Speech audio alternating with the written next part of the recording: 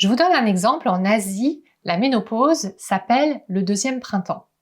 Parce que dans la culture asiatique, c'est plutôt vu comme une bonne nouvelle, parce que c'est la période de la sagesse, c'est la période où on est libéré des contraintes des enfants, où on se connaît mieux, où on a déjà traversé pas mal d'obstacles, pas mal d'épreuves qui nous ont rendues plus fortes. Donc il y a vraiment cette autre image de la femme sage, de la femme qui finalement commence à mieux se comprendre, à mieux se connaître, et est capable aussi de transmettre et d'avoir beaucoup de sagesse. Donc alors vous allez me dire, oui c'est bien sympa la femme sage, mais quand on a des bouffées de chaleur, qu'on a pris 10 kilos sans s'en rendre compte et qu'on se sent super moche, super laide et super vieille, c'est difficile de sentir tout ça.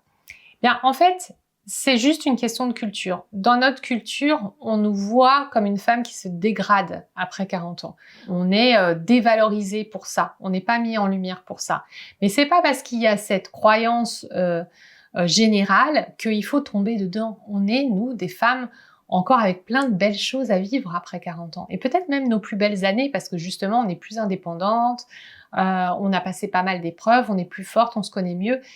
Parfois aussi, on a un peu plus de budget. Enfin, il y a beaucoup de choses qui font que quand même, on se connaît mieux et on a un peu plus de connaissance de soi, on va dire, qu'à 20 ans, ou même qu'à 30 ans.